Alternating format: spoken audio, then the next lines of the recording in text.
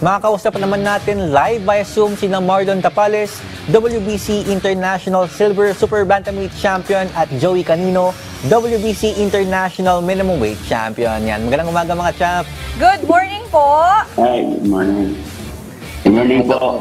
Ayan, so itong dalawang boksingero na to, mga recent champions. So congratulations, Champ Marlon, of course, Champ Joey. So simulan natin siyempre kay Champ Marlon, yung sa main event natin. Last April 27 sa General Santos City, so you won yung title mo against John Jett after a third round technical knockout. Kumusta naman yung naging laban mo last April 27 dito sa Gensan?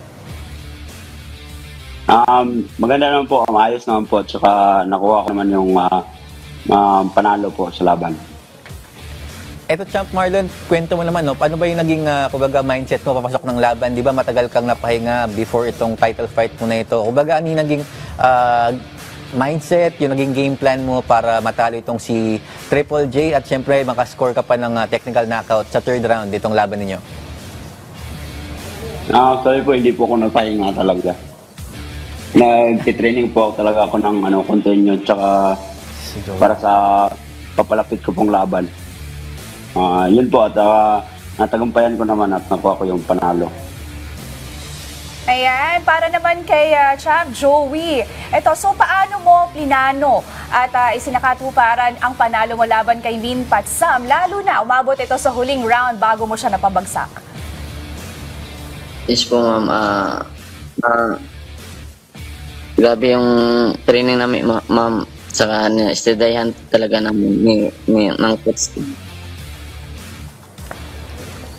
And ano sa tingin mo yung pinaka naging effective na bahagi ng iyong ginawang strategy sa laban na to? Yung training namin, ma'am, ulit-ulit lang namin.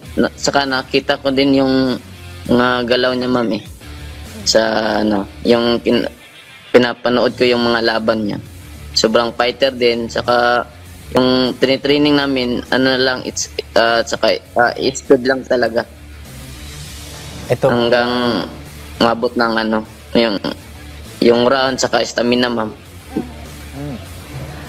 And ito na yung kumbaga kay Champ Joey, 7th straight win mo na if I'm not mistaken. Ito na yung ikatpitong sunod mo na panalo.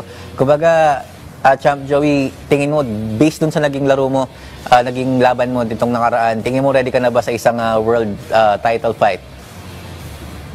Yes, sir. Matagal na din namin yung gusto ng manager ko, sir, kasi nakakancel lang dati. Kaya turn up lang yung ng manager ko. Naghihintay lang din kami, sir, ng world title sana. Ngayon, pinalaro ko ni Boss DC ng WBC para baka naman ng world title sunod. Ayan, pero mabalik naman ako kay Marlon. So, ano sa tingin mo yung naging susi para mapilitang umatras si John Jett sa round 3? Para sa akin, ma'am, yung effective yung ginawa kong counter po. Ginagawa ko yung counter para makuha ko yung kada round po ng laban namin. Ito nga sa laban nga nitong ni Marlon, tatadun kay John Jett. Kumbaga parang ang nabasa ko parang broken nose ang nangyari doon sa kalaban niya. Pero nung chinek mo ba yung kumbaga yung side niya, ano bang nakita mo, ano bang napansin mo sa kanya at tingin mo, yun na ba yung naging turning point? Kumbaga yun naisip mo na ito, kaya mo lang manalo for this bout at nakuha yung titulo na ito? Opo. Yun po yung nangyari. At yun nga, tinamaan nga po siya ng malakas na suntok kaya nasira yung ilong niya. And ito, Champ Marlon, after ng fight mo na ito, kumbaga, of course, you're still aiming na magkaroon pa ng mas maraming world title, magkaroon pa ng mas maraming laban. Kumbaga, what's next for you after nitong makuha mo tong WBC na title na ito? What's next for you? Sa amin po, ma'am, hinintay ko lang po yung manager ko. At saka, nasa top na po kami, top ng ranking, kaya naghihintay lang din po kami ng ibang bakante ni Inoue yung mga belt. Ayan, nabanggit mo na sa siya Naoya Inoue, no? Kumbaga, nung last kayo nag-harap, natalo ka sa World Unification bout nyo. Pero, kumbaga, ano na ba, niluto na ba yung possibly magkaharap ka ulit ni Naoya Inoue and then, ayun, rematch, makabawi ka sa kanya, na po-foresee mo na ba yung ganong klaseng laban ninyo? Maybe this year. Hindi ko pa po alam hindi ko pa po masabi. Tsaka, basta sa part ko po, ginagawa ko po yung araw-araw na talagang ginagawa ng mga boksingero. Nag-training at saka disiplina sa sarili. Ayan, pero para dito kay Joey, mabalik naman tayo, no? Ito na yung ikapitong sunod mo nung panalo. Ngayon, handa ka na ba para sa isang world title shot? Handa na po, ma'am. Yeah. Yes, at syempre, bilang isa sa iilang boksingerong nakatalo kay WBC champion Melvin Jerusalem, gusto mo bang magkaroon ng rematch bilang world title fight? Ma'am? Bilang isa sa nakatalo kay Melvin Jerusalem, na plano mo ba na magkaroon ulit ng rematch bilang world title fight? Wala na siguro, ma'am. Ayaw mo na ulit makarap si Melvin? Yun na siguro.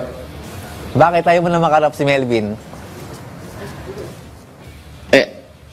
Pang isang team na kami, ma'am. Ayaw mo na talaga siyang makarap. Okay. Pero ikaw, isa ka na sa mga boksingerong umaakyat ang rankings ngayon. So, sa kabila ng mahabang panahon sa pro boxing, nakukuha mo na itong, syempre, inaasam ng maraming boksingero na paakyat ang iyong rankings. Ano ang pakiramdam mo dito? At paano mo ma-maintain o masusustain o patuloy na umangat? Sobrang saya, ma'am. Kasi naka-steady pa din ako ng mga rank ng steady pa din kami dyan. Patuloy lang, ma'am. Hanggang maabot ng world title. Ikaw ba, Champ Joey, may mga nairinig-rinig ka na ba sa mga promoter mo? Sino yung mga possible na pwede mong makalaban this year sa mga after nitong fight mo sa Jensen? Wala pa naman, sir. Pero Wala pa naman sinasabi na yun. Ikaw mismo, syempre, alam mo yung mga dapat mong makalaban sa weight division mo, yung mga, kumbaga, yung mga laging nananalo. Kumbaga, kung merong boksingero na gusto mong makatapat, kung may wish list ka ng mga boxers na gusto mong makalaban, sino-sino yan? Oscar Colasso. Colasso. Yung Puerto Rico po. Ito naman balik naman tayo kay Champ Marlon, no? At, of course, yung title niya, itong number 2, dahil nga sa world title niya, number 2 na siya dun sa WBC Super Bantamweight ranking. So, ikaw naman, tatanong natin kay Champ Joey kanina, ano naman pakiramdam na, kumbaga, na maintain mo yung ranking mo dun sa weight division mo? Maganda po. At saka, pinapatuloy ko lang yung trabaho namin para talaga ma-maintain namin yung ranking namin para manalo na kami ng manalo para pagdating ng panahon, bibigyan kami ulit ng World Championship fight para ready na din po kami para doon.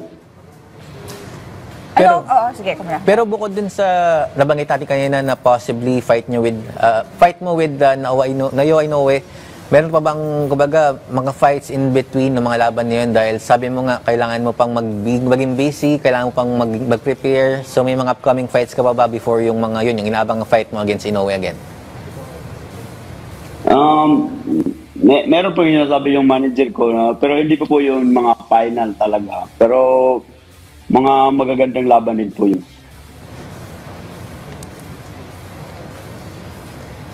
Ayan, Champ Marlon and Champ Joey. Huli na lang mula sa amin dito, minsahin na lang sa lahat ng mga naging part ng ng training team ninyo na naging susi para makuha nitong mga titulo na ito sa inyong laban sa Jensen. So pasalamatan niyo sila, and of course, pwede kayo mag-shoutout dito sa VTV Sports. So ikaw muna, Champ Marlon. Unang-una po, nagpapasalamat po ako sa Panginoon at saka sa boss ko, Boss JC Manangkil, lahat ng bumubuo ng Sanman boxing team at saka sa lahat ng sumusuporta sa amin, lalo lang doon sa last na laban namin. Maraming salamat sa inyo po at saka sa lahat ng team ng Sanman, trainer, boxers, Maraming salamat po talaga. Yeah. Yan, ikaw naman, Champ Joey.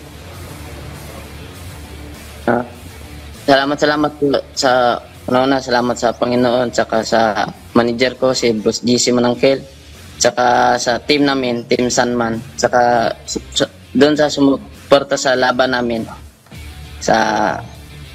dito sa Jinsan. Salamat po.